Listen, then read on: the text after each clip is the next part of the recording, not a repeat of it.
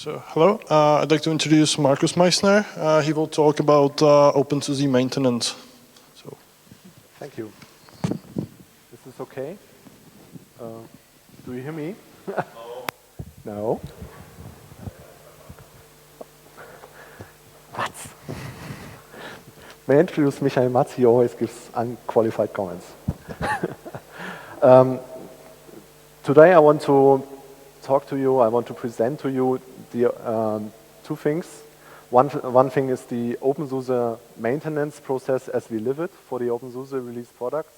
And the other thing is how this all works technically in the background so that you can use it, you know how to use it, and you can look closer into it.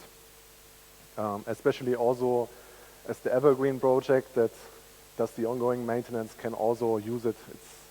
So it's basically showing you how it all works.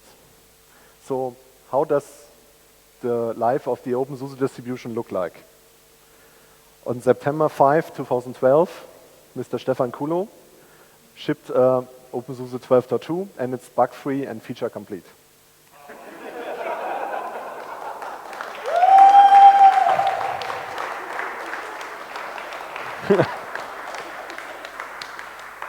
Sadly, this is not true.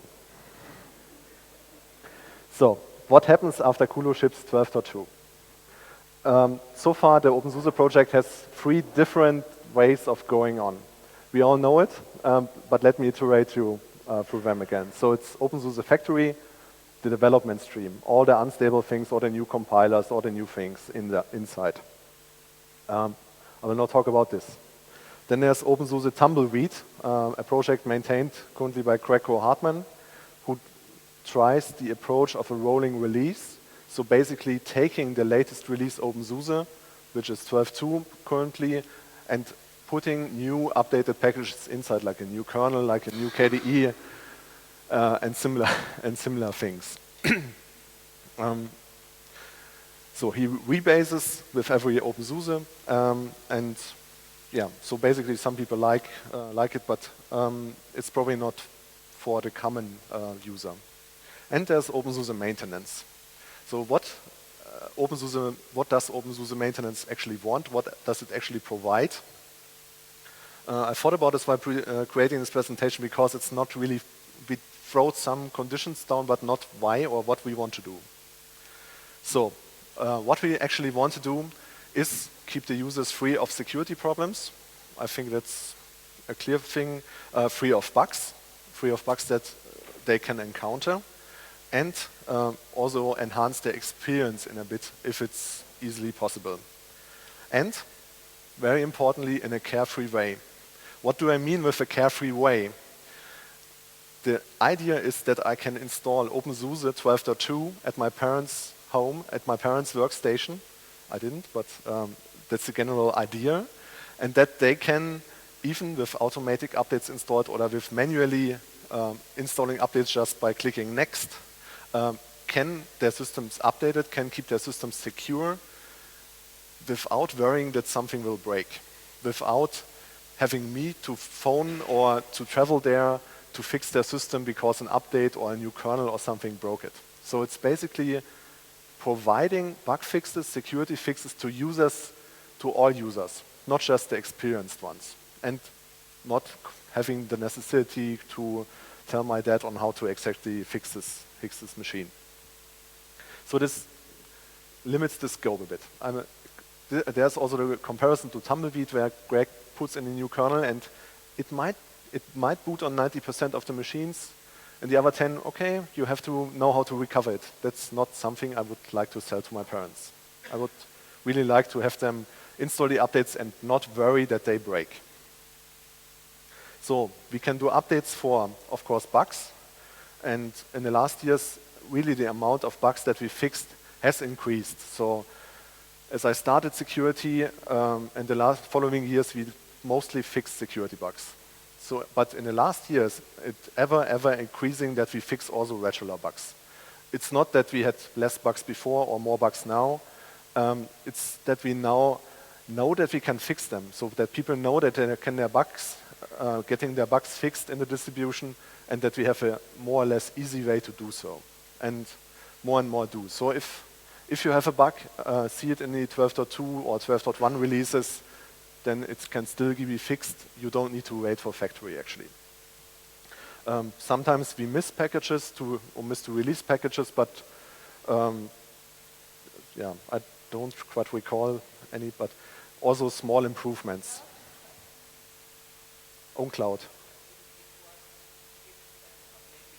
No. So Christian is mentioning OwnCloud, which we did not ship as an update. But there was, I think, a Dropbox-like service that we shipped at some point in time post-update. So this is an option. SpiderOak, correct, yes. So this is an option that we do it. The question is, of course, how does it get on the machine? Because if you post a news article and people install it, only like 10% or so will even read the article and less will install it. And also some of the features if we missed something. So the maintenance framework is kind of flexible, so we can probably also do lots of the stuff that Tumbleweed can do, but we currently don't do that. We could do more. So after telling you what we can do, I can also show you what we can't really do. We can't, of course, fix the installation. That's true. We can't change the 100,000 DVDs that you shipped. So not exactly, but the first stage we can't fix. We can have a microphone for Kolo?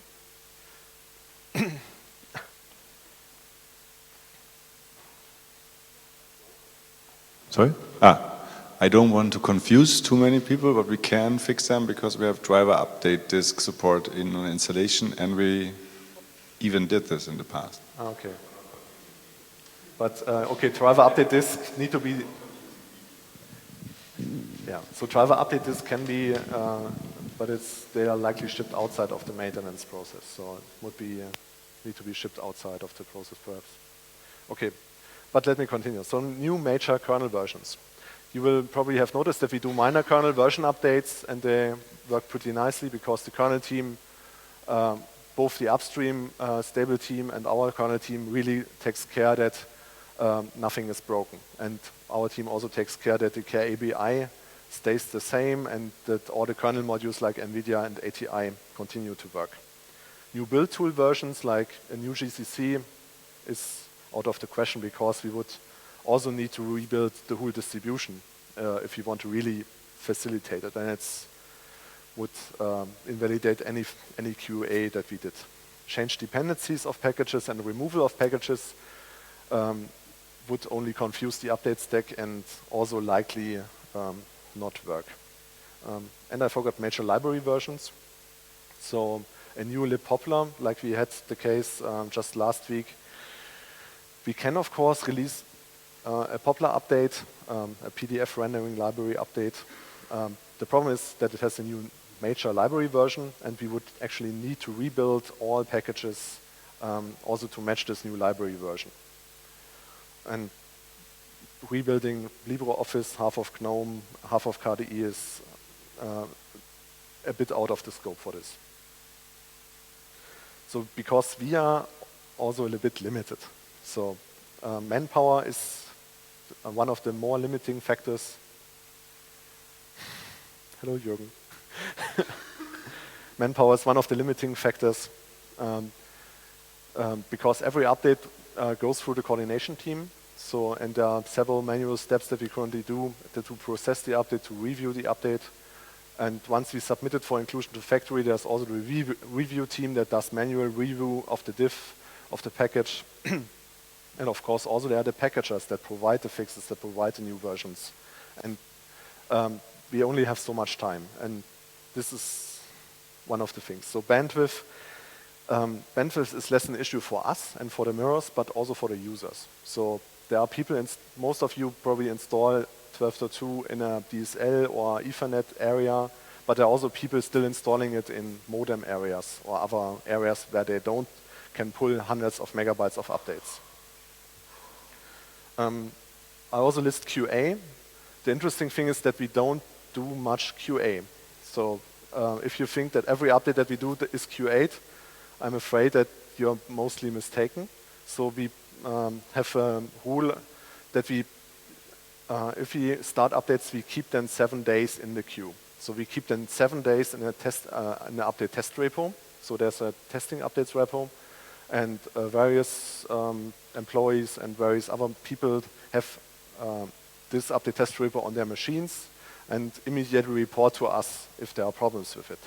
We also have some automated scripts running that check for dependency issues there. But we are not taking every update and testing it manually so far. It's working quite well, so it's nothing we need to really put more power in, but we of course need to, this is one limiting factor for major changes. So if we do major changes, we really need to look at closer, and we don't have that much QA resources. For instance, we have published a PostgreSQL renaming scheme. I'm not sure if it's released or not. And there I have requested a bit of QA power to see if it all works, and so that people using PostgreSQL are not left with a broken database. Build power issue, Kulo mentioned that there's only so much build power in the OBS. And of course, that usually the developers that we have a forward focus, a forward and a factory focus. They want new stuff added, they want new cool things added, and new stuff done. So what we do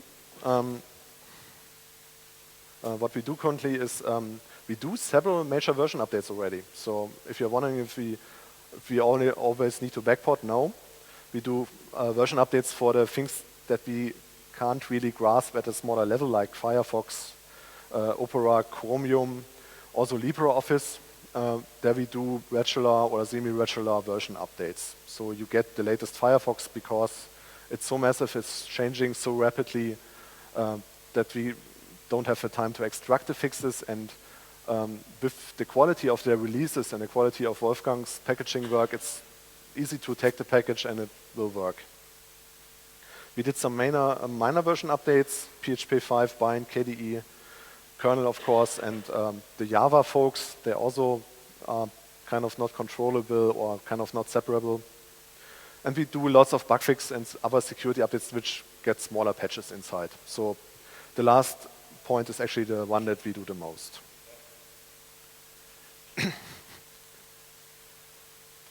So how does it all look like? The openSUSE 12GA is, so it basically chains from the top to the bottom. So the openSUSE 12.2 GA, this is the area of Kulo. As we look at it, it's frozen. So that it's totally unchangeable. We cannot change anything there. The area which is underlined with gray is the area of the openSUSE maintenance coordination team. And the one box below, that's you as a packager. There you are as a packager. So there's one big repository, the update repository, which has all the sources and binaries of the released updates. I will explain this in detail a bit later. And in our concept, we have so-called maintenance incidents, which are named openSUSE maintenance and a serial number. So the current serial number is like 1025 and not 42, but so every new incident gets the next serial number. And these incidents are actually their own build service projects. In these projects, the update is built and prepared, and it builds only, the concept is that it only builds against itself and against the 12.2 released updates repository. So the 12.2 update repository contains only the released updates. In former times, we had one big test update repo where everything built against each other, and it caused problems that we released some stuff which needed newer versions and so on, but the new concept says that the updates are prepared in the incident project, openSUSE maintenance 42, building with dependencies against the 12.2 update repository, and if they are released, they are pushed into the 12.2 update repository. The 12.2 update repository inherits, of course, from 12.2 GA. So what is not in the update repository is taken build-wise from the GA repository. So how does one thing get to the other? So the packager decides he wants to fix a bug. And he can prepare the update, basically, he prepares the update in its own branch. So I hope most of you that are doing packaging do these, know how to do branches of development projects and do their fixes and submit their fixes. So it's basically the same for maintenance updates. There are slightly different comments. There are two versions. We have the maintenance branch comment, mbranch. OC mbranch hello would branch all currently supported versions of the hello package. If you only want to update one specific distribution, like 12.2, the hello version of 12.2, you would do OC branch, openSUSE 12.2 hello, but add the -m for maintenance update. The difference is that it creates a slightly different layout than compared to a regular factory checkout. So you will see package name dot openSUSE underscore version underscore update as package name. For hello, for the second branch, it would be just one, but it's so that in an incident there can be multiple versions of, for instance, the hello package. And instead of the usually submit request, you can, if you do an mbranch, use a maintenance request or a submit request against the update repository. Now this is, there my career did not work. Okay, so this is not so useful.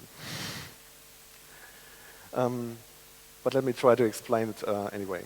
So we have 3 versions of hello in one project. So hello openSUSE 11.4, 12.1, and 12.2. Usually if you have a project, it's building against all the repositories that you have added to this project. But we only want to do, want to build hello openSUSE 11.4 against 11.4, the 12.1 against the 12.1 repos, and the 12.2 against the 12.2 repos. So basically, the project itself has building disabled. The hello openSUSE 11.1 package is enabled for building for 11.4. The 12.1 package has on package level enabled building for 12.1 and for 12.2. So it's mostly diagonal in a matrix. And interesting here is also the patch info file, but I will talk about this a bit later. Back from the technology, back to the rules that we have for openSUSE maintenance. If you're submitting a maintenance update, try to keep your fixes self-contained and small. Do nothing unnecessary, because people will review your changes, they will need to review your changes, and if you do too much changes, it might break. We also have established several rules for the changes entry, similar to the factory rules. The linearity needs to be kept. Bugzilla number must be mentioned, so it's not a must requirement for factory, but for openSUSE maintenance updates, we decided to mention Bugzilla numbers in the form of BNC hashtag number. Reason for this is that we see why this change was done, even months later, and that we can also discuss in this bug report if the fix is good or bad, or if people later find it, that they can discuss there. And also, the review team established the rule to also list the actual patch file names that you add to the package in the changes entry, and removed ones. Also, for the spec file, the GNOME folks brought in the rules that also the review team follows, that the patch tagging that is used in the spec file also needs to be used for your new packages. So, not sure if who have seen the GNOME patch tagging. There's above every patch every patch line, there's a comment in a specific tag format, and if it's there, then you also need to use it. So the patch info I mentioned. The patch info is a meta description file. It basically is used for the updater to display what exactly does this update fix. The packager is my build service name. The category, it's recommended for bugfix updates, security for security updates. There's a rating. Yeah, it's not It's depending on the severity, mostly on the issue. The summary is the thing that is displayed in a one line by the update applet, for instance. The description is the detailed description, and interesting also is the backlink to the bugzilla report. So there's a specific tag that lists either B and C, so bugzilla no welcome entries or CVE entries. This can be either edited manually, which is not so good, or there's also a patch info editor within the web UI of the build service. It's quite a high page insofar I did not catch everything of it, but you see the packager, just keep it unchanged, it's pointing to you. The summary, description, category, rating can be used by drop boxes. B and C field and CVE fields are for the trackers. And the required actions are, for instance, if you update a package management library, you will, like libzyp, like package kit, like appa or zypper or something, you would mark this at package manager restart suggested. If you update a desktop component like GNOME shell or X or something, you would relog in set a relog in suggested flag. If you update the kernel, you set the reboot needed flag.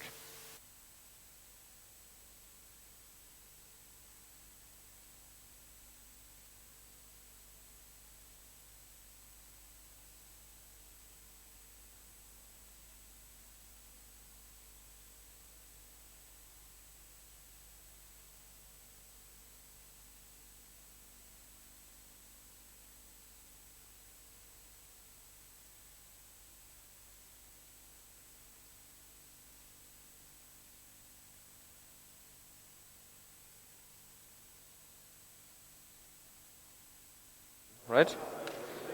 1, 2, 3, 4. 1, 2, 3, 4, 1. It is there. Wait a minute. Test, test, test, test, test, test, test, test, test, test, test, test, test, test, test, test, test. I need a strong compression. It's this one, right? Just give me a second. It will be louder in a few seconds, I'm sure. It's loud enough. So, It's loud enough here. this one is okay. But Yeah. not these loudspeakers. Because it's muted at the moment. So maybe we just have a problem. Oh, it's running into compression mode now.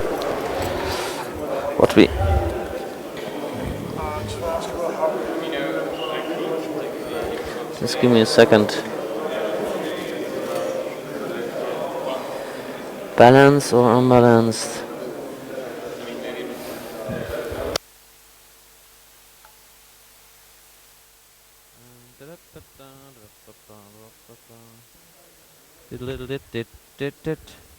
Okay, better.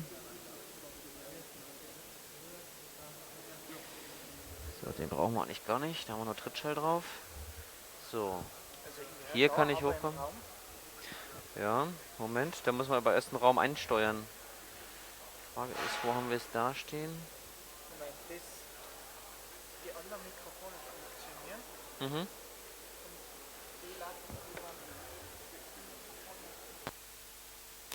Die lassen über den anderen.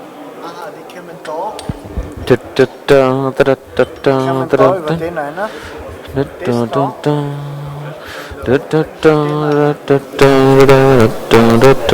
Give me a second.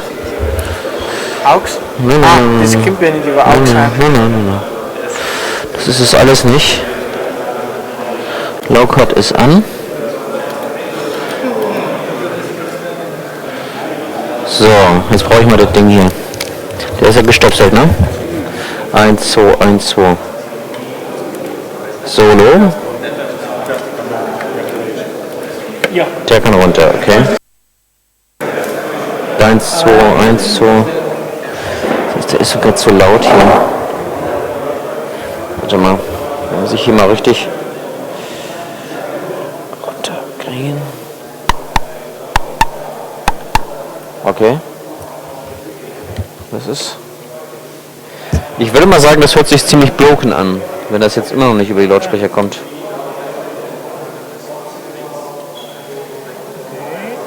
Stereo returns are 0, aux sense is 1.